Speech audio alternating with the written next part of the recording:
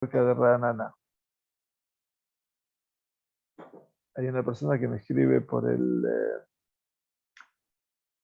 WhatsApp y me dice si puede venir el domingo a una clase que damos aquí.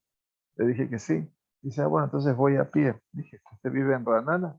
Dice, no, vivo en Netanya. Le dije, bueno, salga temprano. Entonces, si va a venir, porque para poder llegar aquí es un poco difícil, ¿no? A pie. O sea, Israel es muy chiquita, pero ¿saben cuál es la ventaja de Israel? Dice, me enseñaba mi maestro esto, el Rabba Bereshel, que viva largos años y que tenga refuerzo y demás. Decía, los jajamim dicen que por cada paso que uno da en Israel tiene una recompensa. Pero aparte, el hecho de que uno camina por Israel, en el momento que uno camina en Israel, la tierra se ensancha, la tierra se va agrandando. Es un concepto muy bonito también. Bueno, si ustedes querían conocer al Rambán en en una faz diferente, aunque formadora del total de su personalidad, tal vez en Perashat Bo tengamos para darles a ustedes una semblanza de lo que el final de su comentario en Perashat Bo, en esta Perashá que leeremos este Shabbat, que tiene como estructura esencial las últimas tres makot, los últimos tres castigos ejemplares con que Dios castigó a Egipto. Son ellos el arvé, la langosta, el joshe, la oscuridad y el makat de Jorot, la muerte de los primogénitos. Pero todavía, con esta muerte de los primogénitos, empezaremos ya el pasaje a lo que es la famosa salida de Mitzrayim, Yetziat Mitzrayim. Y no hay ninguna duda de que el final de la Perashá, el final de Perashat Bo, nos habla acerca de la consagración de los hijos primogénitos. No es casual que se hable de esa mitzvah de consagrar a los primogénitos entre los hombres y los animales, haciendo una salvedad con el primogénito del burro, que no puede ser consagrado, pero la consagración de los primogénitos varones, hombres, tiene que ver fundamentalmente con una realidad intensísima con respecto a lo que es la muerte de los primogénitos. El pueblo de Israel no ha tomado el concepto de la muerte de los primogénitos como una necesidad, sino como una realidad dolorosa que le cabe a un faraón que no le importó la vida de su propio hijo, ni siquiera con tal de oponerse tercamente a la decisión del Creador. La contraparte es la consagración de los primogénitos. Cuando termina el Rambán de explicar la consagración de los primogénitos, entonces aparece aquí, al final, un llamado del Rambán a su lector, eventualmente.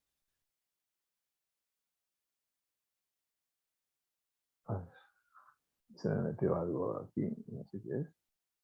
Ahí está. Ahora sí, perdón. No.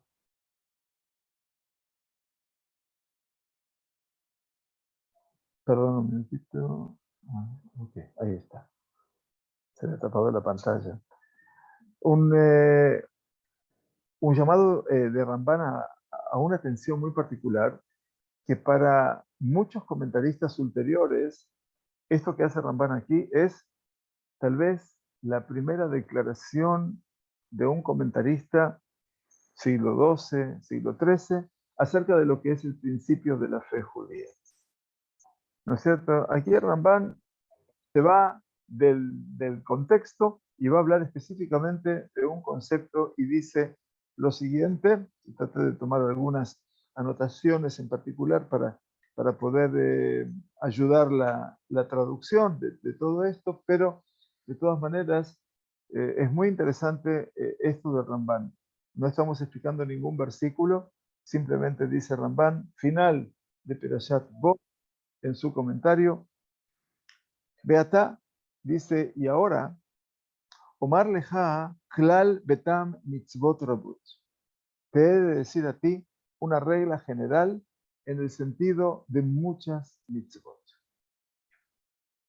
Dice Rambam, he aquí, desde el tiempo de que existió en el mundo Abodat Gilulim, quiere decir la idolatría, así empieza hablando, desde los días de Enosh. Días de Enosh tienen que ver con el nieto de Adán. Adán Arishon, si bien tuvo dos hijos al principio, Caín y Abel, la desgracia fue que Caín mató a su hermano. Y después de 130 años, Adán y Javá engendraron un tercer hijo llamado Shet. Y ese Shet, su nombre viene del concepto de Tashtit, la base del mundo. Fue un poco la recuperación de la memoria del Hebel muerto, pero que en última instancia, a partir de Shet, se va a desarrollar todo nuestro mundo. Nosotros venimos desde ese lugar, porque toda la descendencia de Caín va a morir en el Mabul, en el diluvio. Todo lo que sobrevive al mundo, que es Noah, es descendiente de este Shet. El hijo de Shet se llamó Enosh. Y en el libro de Bereshit dice que cuando nació Enosh, Az Ujal Likro Beshem Hashem. En el tiempo de Enosh se empezó muchos traducen Ujal en el sentido de se comenzó a hablar, a mencionar el nombre de Dios, pero no es la realidad por lo que pasa en esa generación, sino que Ujal viene del concepto Lejalel, y Lejalel quiere decir profanar el nombre de Dios.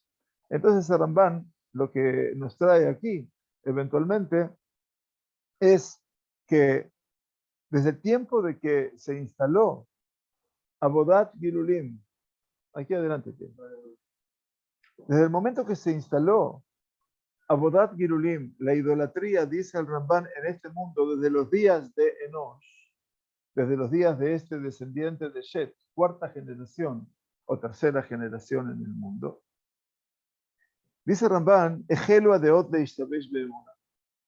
Entonces dice, las opiniones comenzaron a desviarse en materia de la fe. Y aquí el Rambán entonces va a empezar a hablar acerca de qué pasó en el mundo de la creación, pero no después de 3.000 años de creación, como ahora, o 2.000 años de creación. No. En el momento mismo de la tercera generación después de Adán. Empezó a desdibujarse, a desfigurarse, dice todo lo que es eventualmente los conceptos de la fe. Y entonces habla aquí de tres tipos de kefirá. La palabra likfor en hebreo, que se escribe con las mismas letras de Kippur, nada más que es un sentido diferente. La palabra ser un kofer significa ser una persona que niega lo esencial. Negar lo esencial, muchos lo traducen como hereje. A mí me gusta más el concepto de negar lo esencial. Negar lo esencial significa lo esencial en la fe del pueblo de Israel en particular, que es la existencia de un Dios creador, la existencia de un Dios conductor, la existencia de un Dios que supervisa, que ve permanentemente y participa activamente de la creación del mundo. Dice el Rambán, entonces, hablando al final de Perashat Bo, dice, empezó a desdibujarse todo lo que es, a desviarse el concepto de la fe. Están aquellos kofrim ba'ikar, el concepto de ser hereje es ser kofer ba'ikar. Kofer es que niega el aikar, que es lo principal, que es lo esencial. Y entonces dicen, Beombrim ki haolam kadmon. La primera herejía son aquellos que sostienen que este mundo creado, dice, es un mundo anterior, es un mundo antiguo. Olam Kadmon es el concepto de los griegos, básicamente, donde sostienen que esto existió desde siempre y después se incorpora la presencia de Dios, ¿no? Dios lo permita. Olam Kadmon. Por lo tanto, ese mundo antiguo, el mundo anterior, ¿no? Y por eso nosotros cuando cantamos el Igdal los viernes a la noche, que es una declaración de los 13 principios del Rambam, de la fe, decimos Kadmon lechol davar asher nibra. El Todopoderoso es Kadmon lechol davar asher nibra, que es anterior a todo lo que fue creado. Entonces dice, el primer grado de herejía fue aquellos que sostenían que este mundo era un mundo Kadmon. Nahum, sí, pero obviamente en la época de Enosh eran otros tipos, no, todavía no sabían del Big Bang y de todo esto. O sea, el Big Bang que sostiene que aquí hubo explosiones y de tantas explosiones, en algún momento se conformó lo que hoy es este mundo. O sea, en cualquier circunstancia, si bien este mundo puede ser original, proviene de qué? De diferentes explosiones anteriores. ¿Está bien? Bien. Pero ya que trajiste el tema, no lo dice Ramban, por supuesto, el Midrash tan original dice, cuando habla de la creación del mundo, que el Kadosh Baruj Hu, allá boné olamot umaharibam. Dice que el Kadosh Baruj Hu creaba mundos y los destruía. O sea que ya el Big Bang fue anticipado por el Midrash hace por lo menos 1600 años. Porque así aparece, que creaba el mundo. O sea que el mundo es un deseo, es la voluntad de ser creado por Dios. Sin embargo, este mundo no se adecuaba a la exigencia de Dios. Y por lo tanto, ¿qué hacía Dios con este mundo? Lo creaba y como era imperfecto, lo volvía a destruir. Volvía a crear y como era imperfecto, lo volvía a destruir. Por eso todo el tiempo el libro de Bereshit comienza la creación, Bereshit para Elohim. El concepto de Elohim es Midat Hadin, es el concepto del rigor, es el concepto de que o es perfecto o no lo es. ¿No es cierto? Pero bueno, Kadosh Baruj Hu tiene sus caminos, nosotros no vamos a dictarle cómo tiene que ser el mundo, y así lo creó. Pero sabemos que todo este concepto del Mapach, del Big Bang, obviamente tiene que ver fundamentalmente con todo un escenario propio de los Jajamim. Pero vuelvo al Ramban. Entonces dicen, tenemos acá desde los días de Enosh esta desviación de lo que era la fe esencial. Estaban aquellos Kofrim Baikar, aquellos herejes, aquellos que negaban lo esencial y decían que este mundo era Kadmon, que era antiguo. Es como que el mundo existió desde siempre. Y luego se incorpora la idea, Dios nos permita, de un Dios. Ki Hashuv Hashem, Bayumbru, Lohu. Esta gente negaba a Dios y ellos decían que Dios no es Dios. Esta es la primera condición que trae el Ramban. Umeem, pero había otro tipo de gente que negaba lo esencial en esa misma época. Dice, y de entre ellos estaban aquellos que negaban el conocimiento particular de Dios que tiene sobre cada criatura. Quiere decir, esto se llama eventualmente conocimiento particular de Dios de cada uno de nosotros y que tiene que ver con un concepto que la tradición rabínica lo llamó Ashgahá. Ashgahá quiere decir esa presencia de lo divino que está en lo cotidiano, en la vida de cada uno, en cada momento, en cada instante. Esta gente decía, eso no puede ser. Y ellos se decían a sí mismos, dice Ramban, Eijá yedá él. Dice, ¿cómo es que Dios puede saber todo eso? Beyesh de Abba Elión, como dice el libro de Teilim. Dice, hay quienes se ufanan en el mundo de los que no tienen fe. Dice, pero ¿cómo lo puede saber Dios todo esto? Entonces, el segundo nivel ya es un nivel no solamente que el mundo es anterior, sino que dicen, Dios no conoce en general nada de lo que le puede pasar al ser humano. No está implicado en la vida del ser humano. Umeem dice, y parte de ellos, otro grupo de ellos, Sheyodu beyedi'ah umachishim bashgaha. Dice, están aquellos que reconocen que Dios sí conoce, como dice Rambam, los pensamientos íntimos de cada ser humano, pero ellos negaban de que existe esa providencia divina y van a ser los hombres como los peces del mar. Los hombres son como los peces del mar. ¿Qué significa los peces del mar? Que el Todopoderoso no los puede ver, no los puede supervisar. Los peces hacen lo que quieren, se dirigen como quieren en forma autónoma. Dice, Vein y Maem Onesh o Sahar. Y como los peces del mar tampoco tienen recompensa, tampoco tienen castigo, eventualmente, y son los que afirman, Dios abandonó la tierra. Por lo tanto, en el resumen, hay tres tipos de personas que se llaman Kofrim Baikar, que son negadores de lo esencial. El primer grupo, la primera secta, son los que no creen en Dios, que creó este mundo y para nada lo renueva a cada instante, sino que esos son los que creen que el mundo existe ya desde que se creó por sí mismo, el Big Bang, vamos a suponer, y el mundo existe por sí mismo. O sea que no hay un Dios creador, no hay nada. Ese es el primer grupo. El segundo grupo son los que niegan el conocimiento. Ellos creen que hay un Dios que creó este mundo, pero no se puede decir que ese Dios superior y todopoderoso puede hacer el mal o puede impedir que se haga el mal o impedir que ese mal llegue. Y por lo tanto ellos prefieren creer que el Kadosh Baruj Hu no sabe nada, absolutamente nada de lo que pasa en este mundo, que no está involucrado para nada en este mundo. Ese es el segundo grupo. El tercer grupo son Kofrim Ba'ashgaha. Son aquellos que niegan que existe una supervisión, una providencia divina. O sea, ellos entienden o creen que no se puede decir que Dios no sabe, porque Dios todo lo sabe. Dice, pero no puede, bajo ningún punto de vista, tener providencia sobre criaturas tan pequeñas, y por eso los comparan como los peces al ser humano.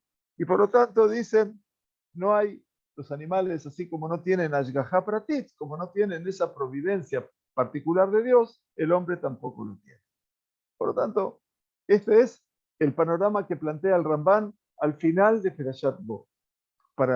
Como empezamos a hablar de mitzvot en esta perashá, para que todo el mundo se ubique, las mitzvot son por lo menos tres mitzvot muy importantes, que es la mitzvah de consagrar los meses. Y eso es una mitzvah colectiva para todo el pueblo judío. La otra mitzvah es el Korban Pesach, el sacrificio de Pesach, que iba a marcar la pauta de liberación del pueblo. Aparece la mitzvah de la consagración de los primogénitos, entre otras. Y en forma subterfugia también está en esa última mitzvah, la mitzvah que no es mencionada aquí como una mitzvah de la Perashat de Bo, la mitzvah de los tefilim.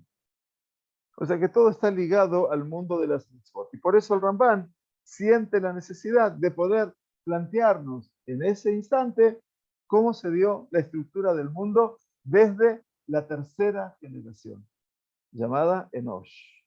Enosh es el hijo de Shet. Shet es el tercer hijo de Adán y Jabá, para que lo vuelvan a tener en cuenta. Adán, Shet, Enosh.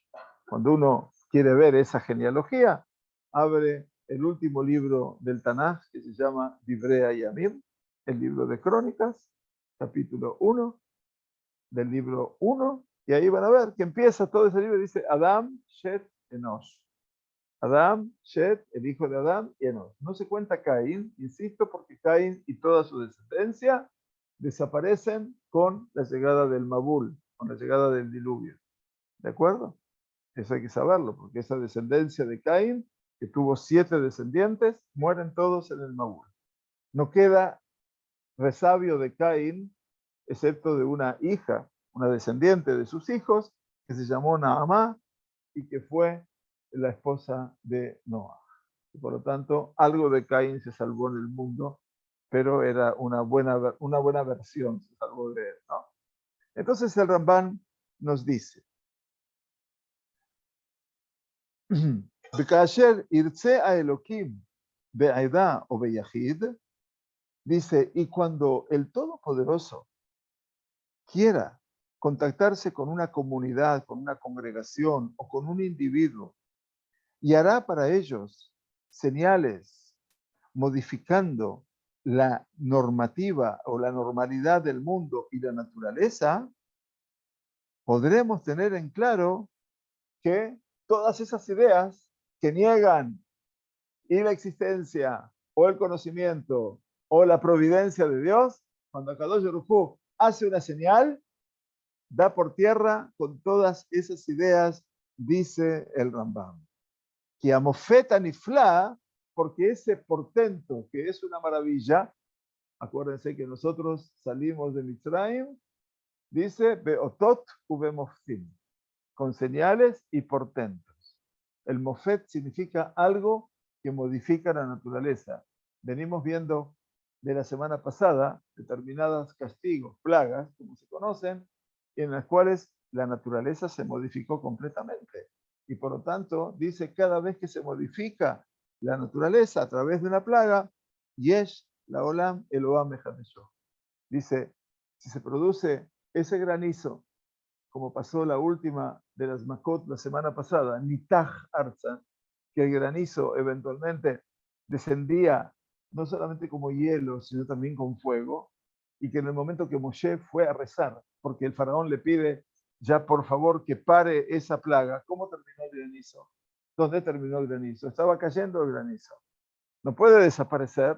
Entonces, la imagen que crearon los Jajamim es, la maravilla del granizo fue que todo aquel granizo que no cayó quedó suspendido en el cielo.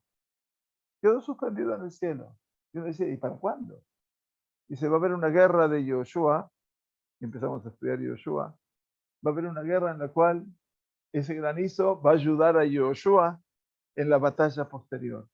Por eso hay que saber, dice el Ramban, que todas esas situaciones que hablan obviamente de situaciones que modifican la naturaleza, así como la mar se va a abrir en 12 partes, o como la sangre cubrió el río Nilo, o como las cefardea, como las ranas, o los piojos, cada una de las plagas, todo eso habla, dice Rambán, estamos frente a un Dios que verdaderamente renueva este mundo. Porque los primeros en darse cuenta de eso, ¿quién fue? Los hechiceros de Egipto. Cuando vieron de los piojos que no los podían evitar, ¿qué dijeron? Etzva Elohim, es el dedo de Dios. Y Akadosh Baruj Hu va a sacar al pueblo judío de Yad. Entonces, si una plaga fue un dedo, las 10 plagas fueron con los 5 dedos, con la mano de Dios. Y esa mano, obviamente, es una mano poderosa, es Yad Hazaká.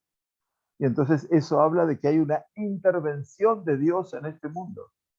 Para la persona menos creída, para la persona que no puede creer en un Dios, se dice Rambán, se va a dar cuenta de que esta es una verdad que no se puede negar. Bellodea. Y que ese Dios, aparte sabe, y aparte Mashgiach, tiene la providencia, quiere decir su constante visión, y aparte de todo es Yahol, y es potente.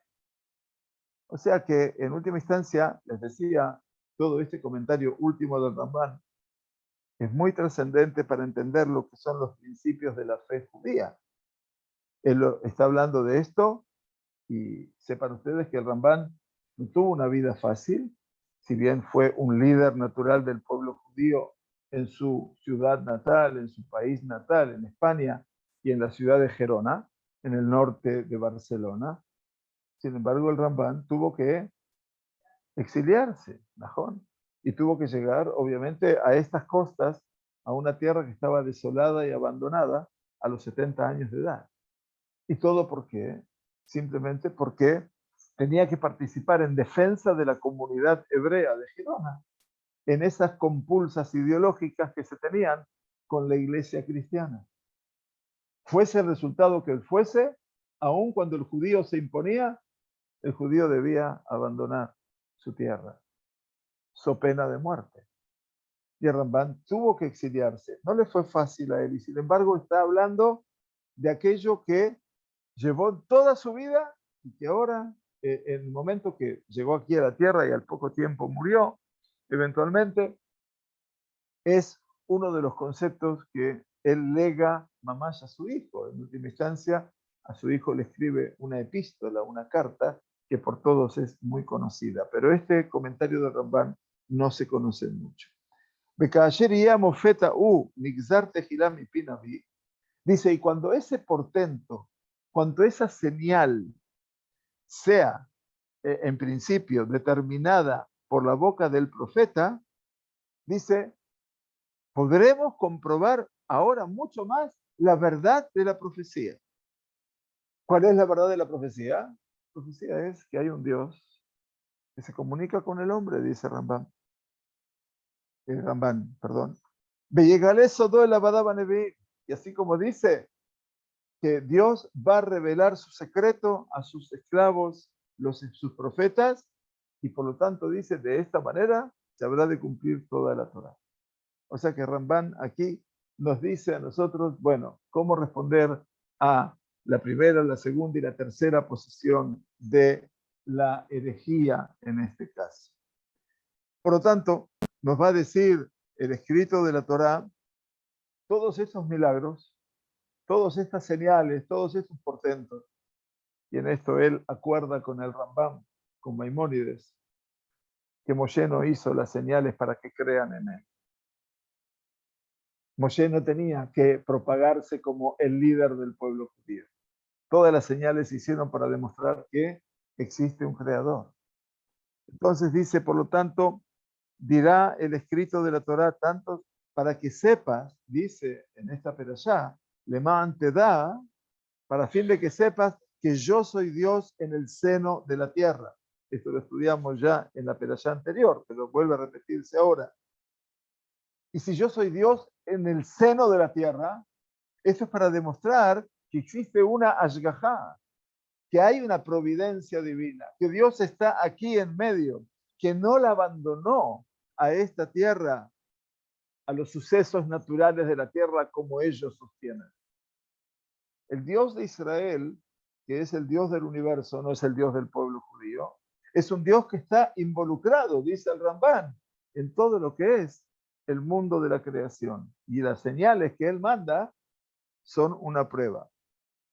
Ve a Mar, y eso también le dijo la semana pasada al faraón, a fin de que sepas que la tierra le pertenece a Dios. Y si la tierra le pertenece a Dios, dice Rambán, esto te va a enseñar a ti que hay un proceso de renovación de la tierra permanente. Y por eso decimos todas las mañanas en la tefilá, Hamehadesh betuvo bechol yom maaseh bereshit. Que Dios renueva con su bondad cada día la obra de la creación.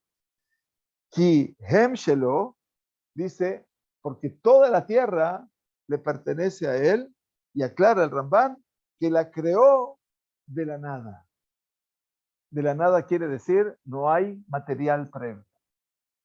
No es que esta tierra existía y después apareció Dios, porque si hay una tierra preexistente, entonces Dios está bajo las consideraciones del tiempo o del espacio. Entonces dice, Beria yesh me'ayin. La expresión de la Torá, no lo dice la Torá, explicaron nuestros jamim, que es la creación ex nihilo. Ex nihilo es yesh me'ayin, que puede haber de la nada. Eso es lo que dice. Bueno, el pensamiento griego, el pensamiento latino en general, es ex nihilo, nihilum est. De la nada, nada sale. Y sin embargo, de la nada, Kadosh Baruj Hu puede crear todo un universo. Sigue Ramban, si se entiende, para que sepas que no hay nadie como yo en toda la tierra. Todo esto son mensajes que el Boré Olam, que el Creador está pasándole al faraón a lo largo de todas estas perashim. Para demostrarte, dice Ramban, sobre la capacidad que Dios es el que domina sobre todo, que no hay nada que lo detenga, que en todo esto los mitzrim, los egipcios, negaban a Dios o tenían dudas. Pero lentamente hemos visto que al principio fueron los Hartumim, los magos, los hechiceros que se dieron cuenta que aquí había algo raro. Pero este último Shabbat, en la última Maccá, que fue el granizo, ¿Qué pasó en el granizo? Hay algo diferente, independientemente que se destruyó toda la cosecha. Y lo que no quedó, y lo que quedó de cosecha, vino la langosta ahora en esta semana y se lo comió. Entonces, ¿qué pasó en Egipto con el granizo? Hay un cambio sustantivo en Egipto. La Torá dice que todo aquel que tuvo temor de Dios puso a resguardo su ganado y sus esclavos. Ya no eran bobos los egipcios. Ya el objetivo de que había alguien más fuerte que su Dios, que era el faraón, eventualmente demostraba que ya había gente que ya entendía una realidad diferente, a pesar de que todo Egipto sigue siendo un país idólatra. Imken, por lo tanto, dice Rambán, las señales y los portentos tan poderosos y magníficos son testigos fieles de la emuná, de la creencia en el Dios y en toda la Torá, a defensa de lo que son las, eh, los, eh, los señales y los portentos. Entonces se preguntan, ¿para qué era necesario hacer todo eso? ¿Para qué era necesario hacer tanto? Kadosh Baruj Hu no podía haber hecho así con su dedo y de repente 3 millones de personas estaban afuera. ¿Para qué? Mandar la sangre, las ranas, los piojos, los animales salvajes, la mortandad de los animales, toda la enfermedad de las pieles, de la piel, perdón, de la persona, todos los cuerpos carcomidos por ampollas, el barat, el granizo, ahora esta semana la langosta, luego la oscuridad, y lo último fue la muerte de los primogénitos, como terrible. Kadosh Baruj Hu podía haber hecho todo de qué forma. Rápido. El objetivo, dice Ramban, es para que sepamos que hay un Dios. Ahora, esto, por supuesto, él lo pone en el escenario, en el foco de Egipto. Aunque él también entiende que también era importante que quien se diera cuenta que hay un Dios, los israelitas. Porque estaban tan hundidos, pobres, digo pobres porque no tenían ya modo de escaparse. Estaban tan hundidos en la realidad egipcia, ¿no? Que por eso se se necesitan dos Mesías, dicen los Jajamim.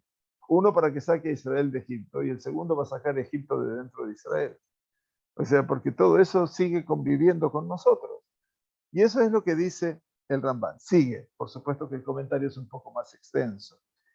Y sigue el Ramban explicándonos de una manera realmente extensa.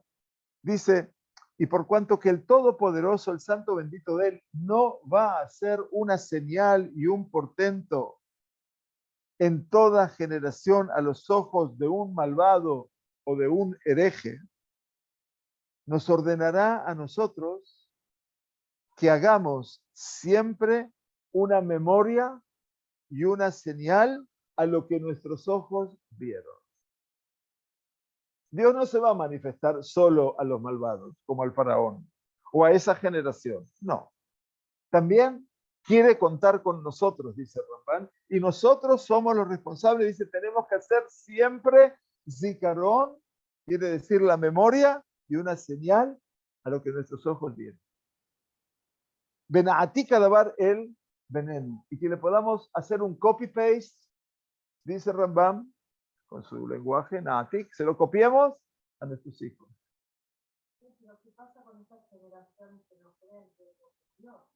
Bueno, eso, ¿por qué se da eso? ¿Por qué se da eso? Porque vuelve la generación de Nosh. O sea que el tema de la generación de Nosh no es un tema que está ligado a la tercera generación del mundo, sino que es un tema reincidente que vuelve en cada generación del mundo. Y tal vez en el seno del pueblo judío, a tu pregunta, tenga que ver un poco con un momento radical en la vida del pueblo judío, que fue 1850, 1860, que es el iluminismo y la revolución industrial, donde los jajamín del Zohar HaKadosh dicen, como dice el libro de Bereshit, que se abrieron las compuertas de los abismos. Quiere decir que en última instancia estamos viviendo una época de mayor desarrollo, donde la ciencia empieza a ganar y a caminar, pero a grandes pasos, y la religión se va cada vez más encerrando dentro de su reducto, no el judaísmo, la religión general. Y entonces para el judío, también en ese momento empieza la otra historia. Y ahí la otra historia, ¿por dónde pasa? Por la ruptura. La ruptura de que hasta ese momento, esto de copiar las cosas a los hijos, el copy-paste, era una cuestión natural. ¿Quién se iba a cuestionar eso? Aunque no fueras ultra religioso, el copy-paste decía que tú eras judío y pertenecías al pueblo judío. El shtetl, donde vivía el judío, ese pueblecito, era tan judío como cualquier otro shtetl, y en cada shtetl había un rebe y había un líder natural. Todo eso con la revolución industrial y el pasaje del judío a la ciudad se echó a perder.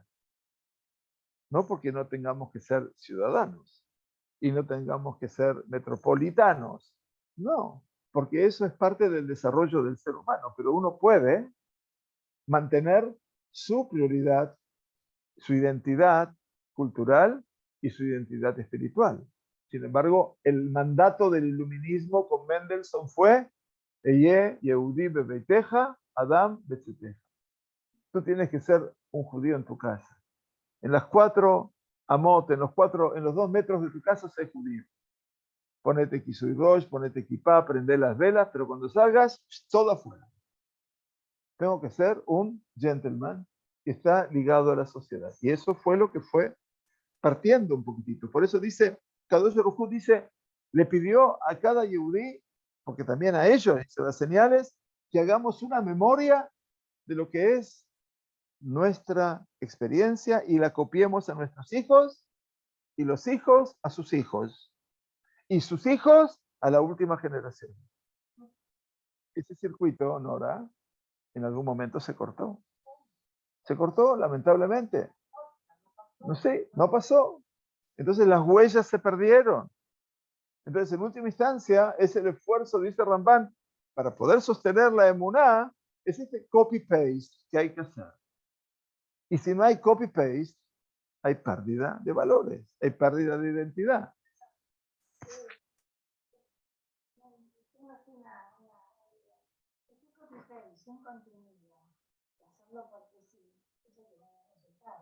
Bueno, no, él no dijo que no tenga que tener contenido. Al contrario, él dice, y a causa de que el Todopoderoso no va a ser una señal y un portento en cada generación a los ojos de todo malvado, de todo hereje, nos ordenó a nosotros que hagamos siempre un recuerdo y una señal para lo que vieron nuestros ojos, testimonial estamos hablando, ¿no? Todas las festividades en la Torá se llaman Aedot. Aedot viene de la palabra Aed, que quiere decir, pero Aedot se las llama en general. Aedot, Hukim y Mishpatim. Aedot son todas las festividades. Que Moed viene también del mismo concepto, de lo testimonial. Y lo testimonial no es sin contenido. En caso de que haya sido sin contenido, el problema es nuestro. Por eso los mismos no. Por eso porque las bases, había una base que estaba ahí latente, no es porque uno vende el sonidito sea escuchoso adentro y afuera hacer otra cosa. Había una base que quería insertarse en la sociedad. Ninguna duda. Pero cuando esa base se inserta, no llevaban los valores concretos adentro para seguir siendo ellos. No tiene lo que copiar, no tiene lo que transmitir. O sea, usted me hablaba de copy-paste sin contenido. No existe el copy-paste. Y bueno. Era un porque sí, era porque sí. Cuando me voy afuera, que me lleva. Bueno, ese fue el dilema y el desastre de la familia Mendelssohn, que es un modelo. Pero acá estamos hablando, el Ramban no está hablando de ese modelo, está diciendo que el mandato generacional fue hacer un copy-paste, pero no solamente de lo nominal. Yo soy yo soy una fotocopia. No, yo no soy una fotocopia de mi padre. Ni mi hijo es fotocopia mía, ni mis nietos son fotocopias mías o de sus padres, ¿no? Cada uno pero cada uno hizo una transferencia, cada uno hizo una entrega, cada cual lo hace con su capacidad, con su valor, con su posibilidad. Pero en este caso, no nos faltan elementos a través de la Torá y a través de las festividades para que los llenemos de contenido. Ahora, como pasa eso, Kilo davar rey kumikem. Vaya contenido que le dice Moshe al pueblo judío. Porque no es algo vacío de entre vosotros. Dice, ¿cómo Moshe Rabbeinu va a decir que la Torah es algo vacío? ¿A quién se le ocurre pensar que la Torah es algo vacío? Entonces dijeron los Jajamim, Veimreku, pero si es vacío, ese vacío proviene de ustedes. Quiere decir, sí, porque lo veía, porque iba a llegar el momento en el cual íbamos a vaciar los contenidos. Decimos Shabbat Shalom y no sabemos lo que es Shabbat, lo que es Shalom. Decimos Hag Sameach, no sabemos lo que es el Hag, no sabemos lo que es Sameach. Pero estamos hablando de qué? Estamos hablando de cosas que tienen que ver con el relato cotidiano vacío de contenido. Bueno, pero eso es un problema de nosotros. Nosotros lo hemos vaciado todo eso. Y entonces nosotros somos los responsables y lo podemos volver a llenar. Bueno, eso es lo que dice el Rambán. El Rambán dice, hace 800 años atrás, un poquito más de 800 años, dice, mira, Kadosh Baruj Hu te pidió que hagas una memoria de todo eso. Y por eso llegás la noche de Pesaj y empezás a vivir la salida de Egipto. Para otros es a ver si apuran un poquito porque los chicos se van a ver si apuran un poquito porque tenemos hambre. Nosotros somos los que vaciamos los contenidos. No tenemos ni la paciencia de sentarnos con un texto, no solamente a estudiar, a leerlo, para tener la vivencia, nada más. No tenemos la paciencia de sentarnos en el piso, un Tisha B'Av, y condolernos por la destrucción de un templo, que no me importa, no sé ni lo que pasó, pero yo puedo vivir sin él también. Y la gente piensa de esa manera, y eso es lo triste. Entonces, cuando uno puede hacerse de la noción de lo que le cabe a cada uno como responsabilidad, entonces dice Rambán, ahí está el concepto de, y lo dice así, Benaatik adabar el baner. Naatik, copiar, copia fiel, ¿no? Es como hacen los escribanos. Copia fiel. Hacer una copia fiel, no una copia sin contenido. Tengo la hoja, pero no tengo la letra. No es así. Ejemir Meot Beinyanazé, dice, y el Kadosh Baruj Hu fue muy riguroso con este tema, a tal punto que dice que la persona que come Hametz en Pesach, dice la Torah, esa persona merece el caret. Merece el caret, es ese verse truncado del seno del pueblo judío. Solamente por comer Hametz en Pesach.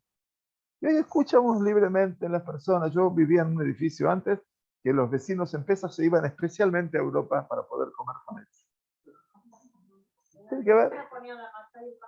¿Najón?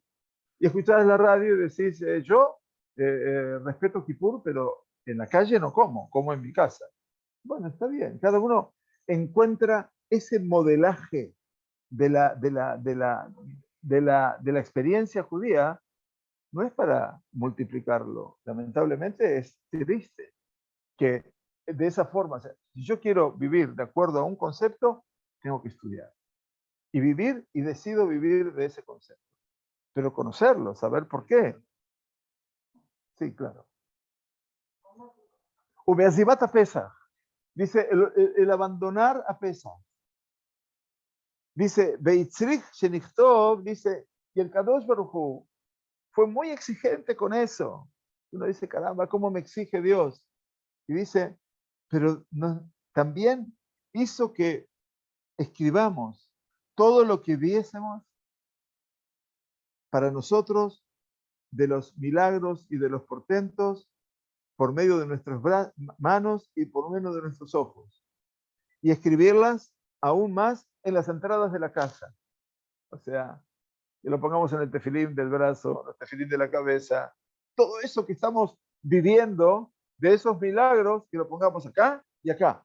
No que lo dejes en un arte en la pared, como un cartel o lo que sea. No, no, no, no. Todo eso tiene que ser vivencial. Tienes que llevarlo a tu cuerpo. Y también a la puerta de tu casa. También la puerta va a tener que llenarse de contenido. Porque es tu casa la que se llena de contenido. Y no es, dice Rambán, en este caso, una cuestión de magia. Dice, dice,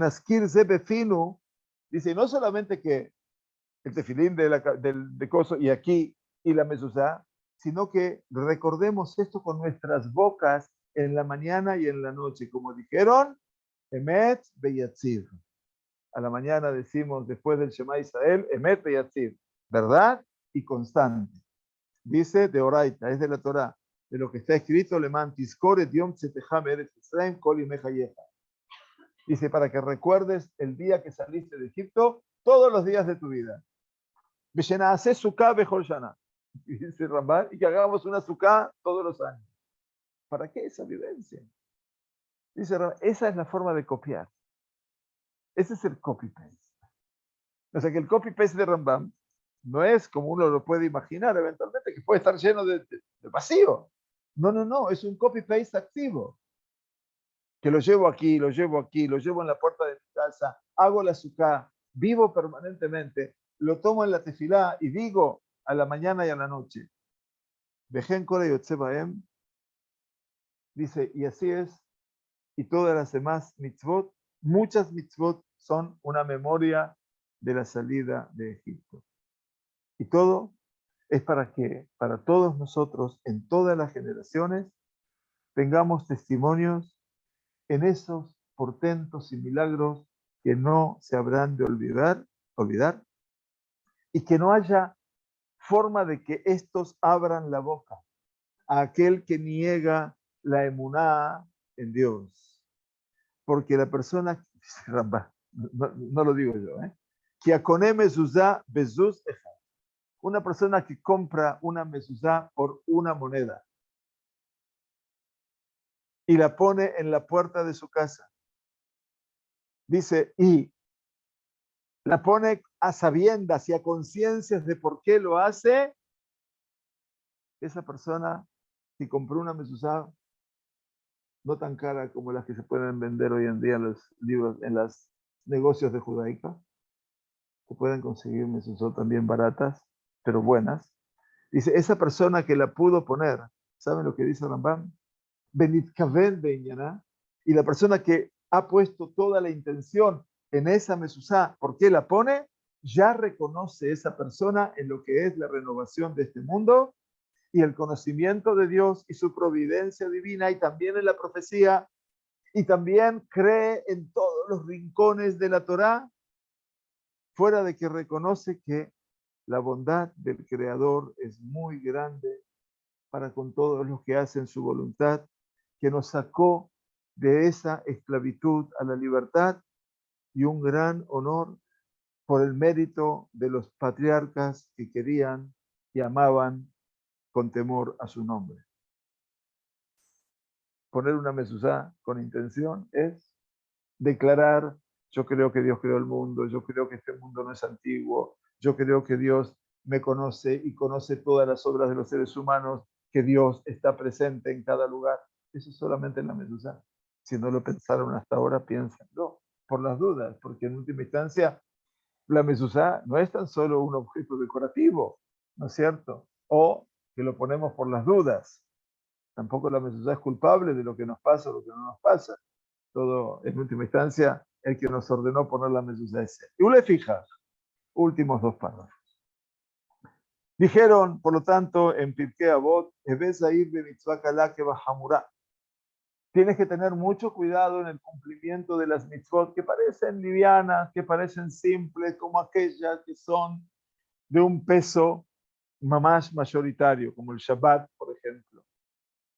Porque todas son muy amadas y son muy preciadas, porque toda hora y tiempo que la persona reconoce en ellas a su Dios, en las mitzvot, y la intención de todas las mitzvot, dice Ramban, Kavanat kol mitzvot, shena'amin be'eloenu, que creamos en nuestro Dios, benodé elav she'u bera'anu, y reconozcamos que Él nos ha creado, vehi kavanata yetzirah, y esa es la intención final de la creación, she'en lanu ta'am acher beyetzirah rishonah, que no tenemos otro sentido de la primera creación, ve'en el elyon hafetz betachtonim milvad, y no solamente el Dios supremo quiere a los habitantes de la tierra solamente, sino que el hombre sepa y reconozca y agradezca a Dios que lo ha creado.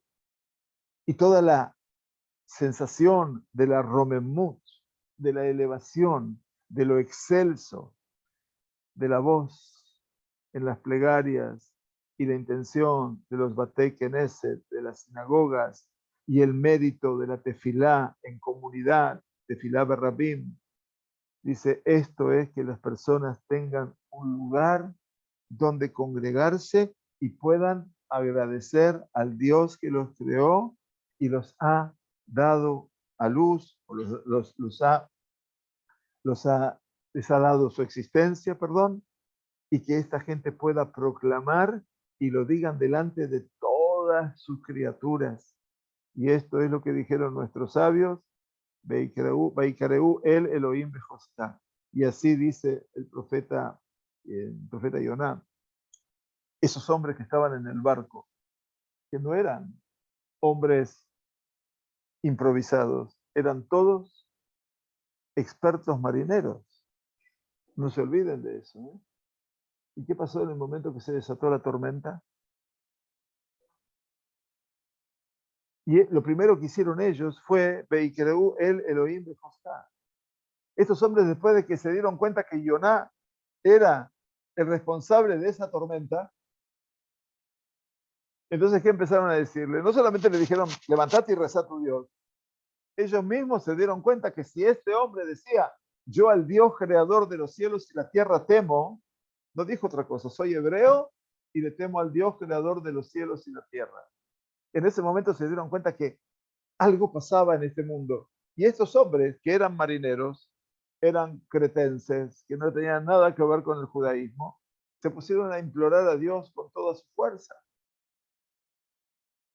Me acuerdo, de esta memoria que tenga Ravederi, dijo no libraja, que en una de los, cuando estudiábamos el libro de Yoná, el Midrash que dice, ¿qué era lo terrible de la tormenta? Al final de cuentas el Titanic se hundió sin tormenta. Pero ¿qué era la tormenta de Yoná? ¿Qué era lo diferente? ¿Que los marineros no están preparados para una tormenta en el mar? Cualquier persona que sabe navegar sabe que le puede tocar una tormenta en el mar. Entonces, ¿qué pasaba? El Midrash dice una cosa maravillosa. Dice, Kolayam Shaket. Todo el mar estaba calmo. Y en el lugar donde metía la parte de adelante del barco es la popa o la proa. Proa. Donde entraba la proa del barco, ahí se desataba la tormenta. Eso dice el Midrash. Si quieren más psicoanálisis, se los puedo explicar después del Shegur. O sea, a veces somos nosotros, ¿no es cierto? Todo el mundo está tranquilo, todo está bien, y donde vos te metés, hay un desastre. Entrás vos, quizás creaste una tormenta total. Por eso los marineros no entendían lo que pasaba. Entonces trae a Yoná y dice de ellos, dice, de aquí aprenden que esta gente rezó con toda su voz, y de aquí aprendemos que la tefilá necesita de voz también. Hermoso lo que dice Rambam. Termina. Umina nisima gedolim, y de estos milagros impactantes, amefursamim y tan reconocidos, el ser humano agradece no solamente por esos nisim, esos milagros revelados, sino por los milagros ocultos. Aliseja shebechol yom imanu. Los milagros de cada día. Ere baboker batzoraim, decimos en la tefilá, a la noche, a la mañana, al mediodía, a la tarde. Hablábamos la semana pasada de los milagros ocultos, ¿no? Bueno, en algún shiur estuvimos hablando, no me acuerdo de qué era. Los milagros ocultos. Y entonces dice que los milagros ocultos son el fundamento de toda la Torá. Que el ser humano no puede tener parte de la Torá de Moshe Rabenu.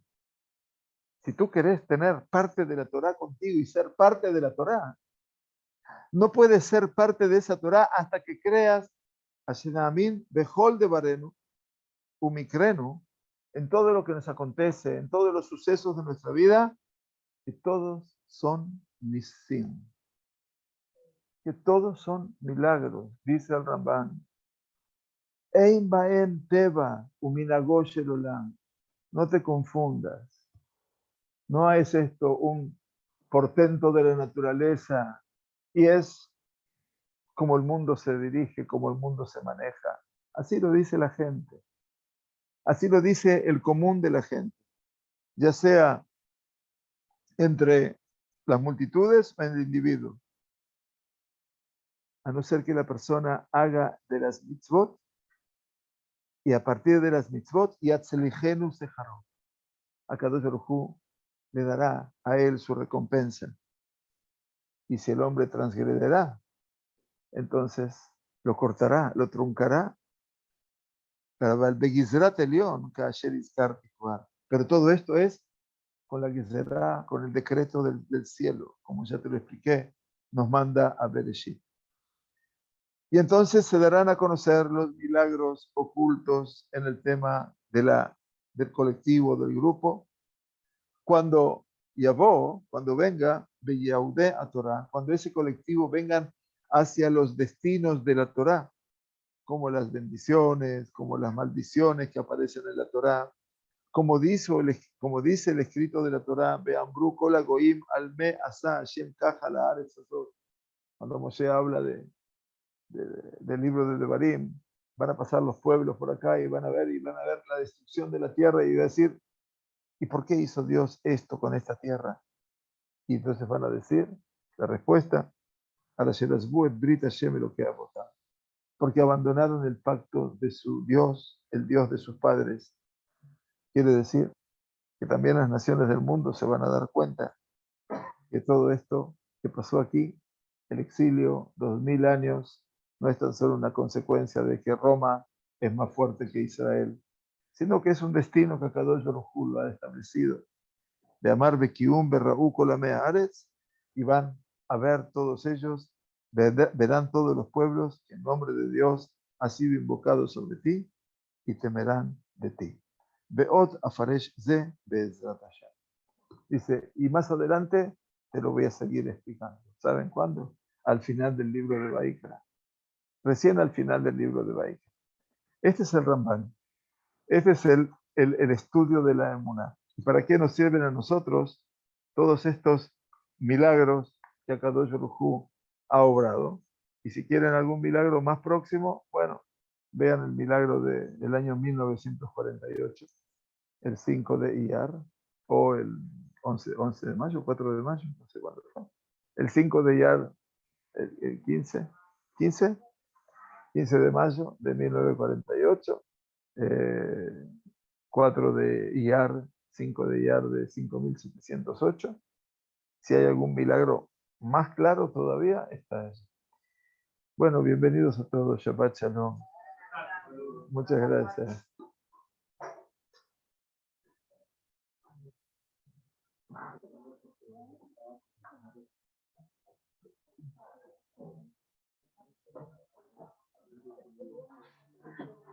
Shabbat Shalom a todos. Gracias por acompañarnos.